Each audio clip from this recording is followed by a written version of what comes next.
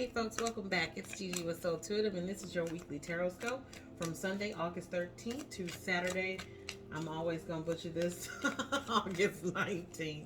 This particular reading is for my readers, for my tarot readers, for my divination practice people who are accessing this video at this time. I wanted to put together just a little quick snapshot for us. I'm included in that number, right? That are doing weekly readings. I'm keeping that out because even though this is like a spare card, I feel like Spirit let that one to jump out for a reason. So let's find out what else we got coming along this week for us.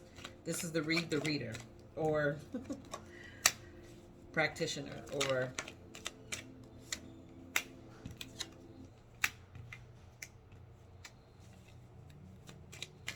is that Empress supposed to be upside down?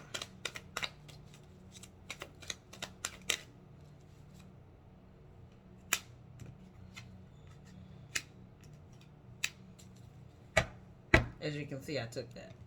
Let me move these over so they could be a little more in frame, because I know that sometimes when I'm listening and or looking, I want to be in the know.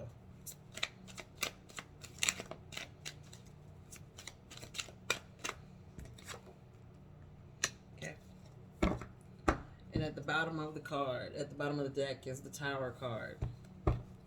So the very first card that popped out for us this week is just the random card, but what I call out to you is that golden color, that yellow, that sun, that rounding up and rounding off Leo season this week, right? Because the next following week, I want to say the 21st or the 22nd, we roll right into Virgo season. So I think this is a culmination of everything that we've been feeling and everything that we've been going through, utilizing the best parts of Leo season, honing on all of that sun energy, all of that strength energy, all of that lioness energy, and allowing that to build within us and carry that forward throughout the rest of this year, throughout the planets transiting, throughout everything else that's going on. And as I looked at the camera, it said 222.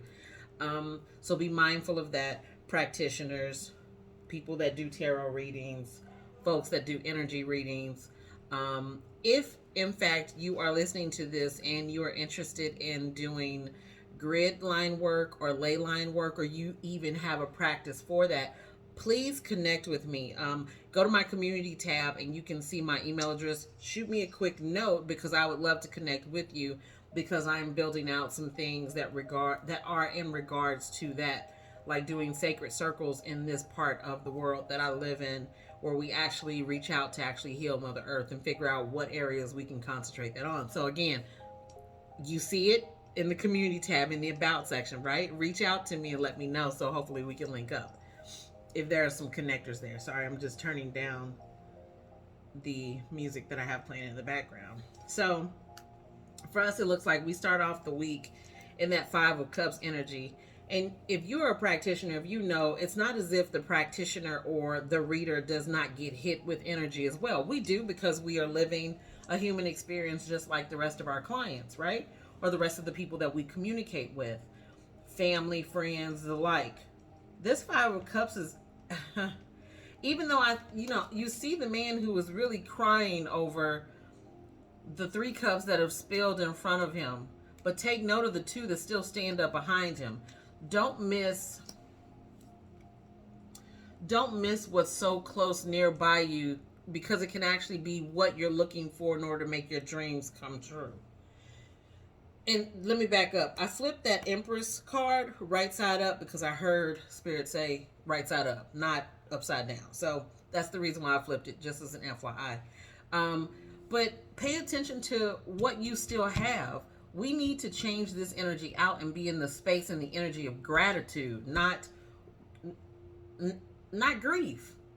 And I know that sounds hard, and I'm saying that even for myself, because again, this is Read the Reader, read the divination practicer, read the tarot reader, the energy reader, the ley line reader, the psychic reader, read the reader, right?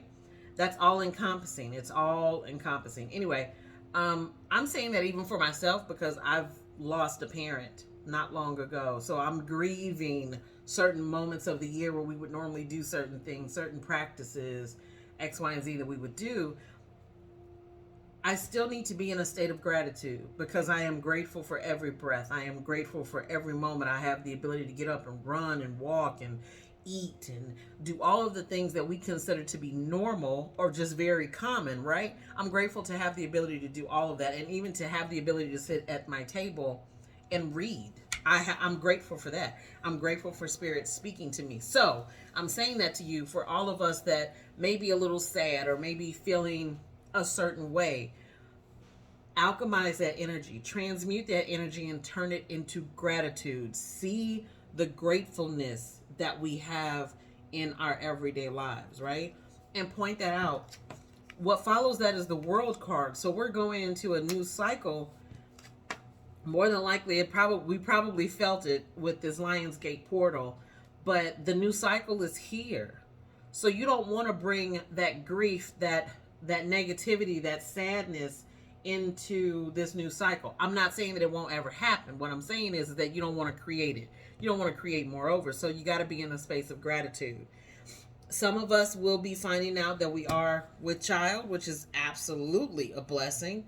And others of us will be having these creative projects that we are starting. And I'm not going to say that now is a bad time to start. I think that if Spirit brings you to something and they give you a nudge to start on something, get started.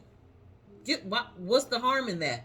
It doesn't say put all your marbles into it, but it does say at least get started. Take the first step. So again, we're in a new cycle. Take the first step in what you want to see show up in your life, show up in the 3D for you. Take the first step.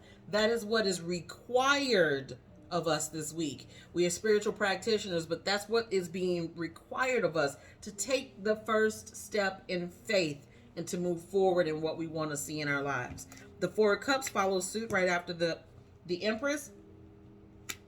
And yes, you are paying attention to what you have in front of you, but go a step further and listen for Spirit to provide you with some additional detail. Like I have, for example, like I know that I have like 3 or 4 logos that I really like, but I really cannot make up my mind. I have set the intention and I've already said a prayer for Spirit to guide me toward the one that is ideal for me and for my business and the energy that I want to put out, right? So I had a dream last night. Spirit gave me that image in question within that dream. Off to the races. That needs to be that energy. This example is just that, an example of how, yes, we have things in front of us, but we should always be communicating with Spirit, communicating with God to get further instruction as to how we should move forward. We should always be doing that. And this week, God, Spirit, Great Spirit is reaching out to us. Archangels are letting us know and identifying for us which way we should move, or there's another opportunity here. I know you've been looking at these 3, but take a look at this 4th one that you weren't even paying attention to, right? So just be mindful of that and be aware. Keep your senses open, right? And what follows that closer towards the end of the week is the Ace of Swords. Beautiful card. Beautiful, beautiful, beautiful card. Why is it a beautiful card? Because it's God providing us mental clarity at its all-time highest. I like to think of the Ace of Swords, and that's the reason why I said God providing us clarity at its all-time highest, but it's making us sharp. Sometimes we get in a state of confusion. Sometimes as a spiritual practitioner, you hear and or sense and or feel and or see so much. Sometimes it's a little challenging to discern what message should be provided and what message should not be provided. But closer towards the end of this week, Spirit God's coming through and saying, okay, let me clear out some of this clutter for you, hone in here, and proceed forward. So all of this is very direction oriented. All of this is very guidance oriented. And where we provide guidance to those that come to us that are our clients, we also sometimes need guidance as well, because why? We're all human. We're all spirits having a human existence. Spiritual beings having a human existence, right? So sometimes we need the assistance too. And I like to think that if you are any sort of practitioner and if you're worth your weight in gold or salt, however you want to put it, we always need guidance, but it's that attunement, it's that alignment, it's that connection that we foster and that we nurture and that we care for that allows us to do the jobs that we do. Okay, so let's pull a couple of spirit ally cards to see what else we can be on the lookout for this week. Spiritual allies for the readers this week. Spiritual allies for the readers this week. Is that the only one? Okay, clearly not. Okay. First one is the rabbit, and see how it's under a quarter moon. I feel like the 15th, 16th, we may be running through a new moon. I need to check that really quick. But Nyx, number 9, see that. I think she's a goddess, if I'm not mistaken. Libra and Moonstone. So, for those of us that are listening, if you're born under the zodiac sign of Libra and you are a practitioner, this reading is in alignment with you. For those of us listening and paying attention, if you work with Moonstone or if Moonstone pops up, this reading is in alignment with you. For those of us that pay attention to the moon, I'm going to read the Nyx card and the rabbit card so we have clarity there.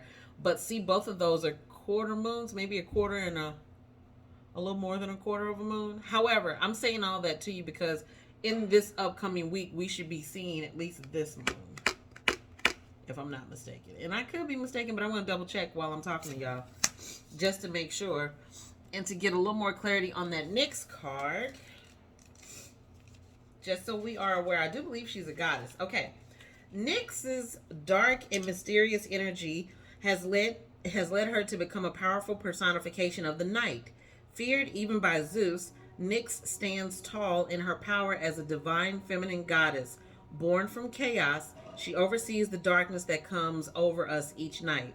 This goddess encourages you to find peace within the dark. Without the darkness, there can be no light, and within each of us, there is both light and dark. You're being presented with the opportunity to learn from and heal your shadow patterns. A portal is open for you to forgive yourself and others. There's much to learn from navigating the darkness to unveil the light hidden within the heaviest burdens you've been carrying. Look to the stars when you feel alone and be comforted that Nyx is watching over you in her cloak of stars. So I like that one because we just had this conversation about grief and gratitude, right? So that, again, that is just spirit honing in on that. Okay, yes, it's okay to be in a moment of grief, several moments of grief, to do a lot of grieving. But we also need to balance that with gratitude, right? And sometimes loss makes you feel the lowest of the lows. You have to learn to balance that out. Because even though that being, that person, that energy is not with you, it does not mean that you are without grace and you are without gratitude. You still have those in your life, right? You still have those. So you can still hone in on those. I said I was going to double check on that moon. Let me do that really quick while I got y'all. And pardon me for just jumping on my iPad while I'm on camera, but, you know, I just want to make sure it's accurate.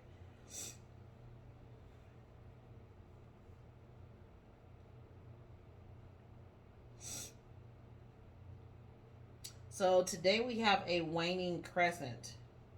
So yeah. And tomorrow, not tomorrow, on the 16th, we'll have a new moon. Just as a double check. August 16th, there is a new moon. So on August 16th, during the new moon, what do we want to do? We want to set intentions to manifest what we want to bring in. Again, this is Read the Reader, the practitioner, right? The spiritual personification of you. That's what this reading is for. So until next time, my loves, be sure to shoot me an email if you guys are doing grid work or ley line work. I would like to connect with you. Until next time, I think I might incorporate these in my weeklies. I'm not sure, but I will throw this one out just to get some feedback to see whether or not some readers like it. Until next time, my loves, you honor me by being present. I honor you by being present. Ashe and peace.